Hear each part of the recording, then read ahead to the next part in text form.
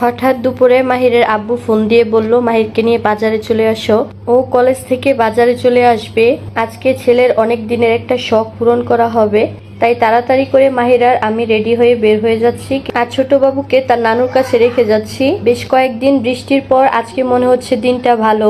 বাসা থেকে বের হওয়ার পর দেখি রাস্তায় কিছু ছেলে ফুটবল নিয়ে খেলা করছে। এটা দেখে মাহিরও কিক দিতে চাইলো। তো যেহেতু তাড়াহুড়া, তাই তাড়াতাড়ি একটা রিক্সা নিয়ে চলে যাচ্ছে। আমার বাসা থেকে বাজারে যেতে লাগবে মাত্র 2 মিনিট। আমরা মা ছেলে মাঝে মধ্যে এভাবে বের হয়ে যাই। এখানে একটা পার্ক আছে, এখানে এসে বসে থাকি। তো বাজারে এসে দেখি মাহিরের আব্বু আমাদের আগে চলে আসছে। এখন বলি ছেলের শখটা কি।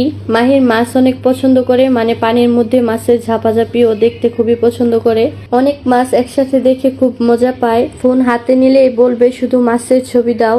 নদী থেকে মাছ ধরার ভিডিও দেখতে খুব পছন্দ করে। তো আজকে আমাদের মাছ বাজার করবে, তাই ওকে নিয়ে চলে গেলাম বাজারে, যেন ও অনেক রকমের মাছ দেখতে পারে। কিন্তু দুঃখের কথা হলো আজকে খুব তাড়াতাড়ি মাছ শেষ হয়ে গিয়েছে। প্রথমে মাহিরকে নিয়ে পুরো বাজার ঘুরিয়ে বিভিন্ন মাছ দেখালাম। দেখেন ও কতটা পাগল। ও প্রায় সময় মাছ হাত দিয়ে ধরে ধরে দেখছিল। প্রথমে আমরা ইলিশ মাছ নিতে চেয়েছিলাম, কিন্তু মাছের সাইজগুলো তেমন বড় ছিল না, তাই আর নিইনি। পাঙ্গাস মাছের তেল নাকি বাচ্চাদের জন্য ভালো, সেজন্য অল্প মাছের তেল নিয়ে নিলাম। ছোট মাছ তো পাইনি, চিংড়ি মাছও অ্যাভেলেবেল ছিল না, তাই আমরা ঘুরে ফিরে রুই মাছের দিকে চলে আসলাম। তো এখানে এই রুইটা 2.5 কেজির মতো হবে, এটা নিয়ে নিলাম। মাছ আমি কাটতে পারি না, তাই এখন মাছ কাটাতে নিয়ে আসলাম। আমি মাছ কাটতে পারি না, তাই ওর আব্বু সবসময় বাজার থেকে মাছ কাটায় নিয়ে আসে। আজকে 12:30টার সময়ই বাজার একদম শেষ হয়ে গিয়েছে। অন্য সময় মাহিরের আব্বু 2টা-3টা বাজেও বাজার করে। মাছগুলা শুধু স্লাইস করে কেটে নিয়ে আসছি, বাসায় এনে তারপর কাটবো। এখানে একটা জীবিত পুঁটি মাছ ছিল। মাহির দূর থেকে বলতেছিল এটা একটু ধরবে, তো ওর আব্বু নিয়ে ধরায় দেখাই দিল। আসলে বাচ্চাদের খুশি, মা বাবার খুশি, কি আর বলবো। আজকে জীবিত মাছ পাইনি, তাই ও মাছের ঝাপাঝাপি দেখতে পারলো না। তো এখন আমরা চলে যাচ্ছি মুরগি কিনতে। আমাদের গ্রামের বাড়িতে দেশি মুরগি পালন করে, তাই আর দেশি মুরগি কিনতে হয় না। এখানে 2টা কক মুরগি নিয়ে নিল।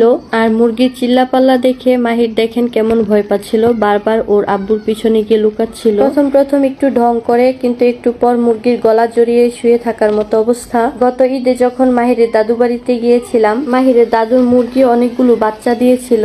প্রথম একদম মুরগির কাছেই যায়নি, কিন্তু পরে মুরগির বাচ্চা নিয়ে কপালে উঠায় রাখতো, মাথায় উঠায় রাখতো, এবং এমনকি আসার সময় ও মুরগির বাচ্চা ছাড়া আসবে না।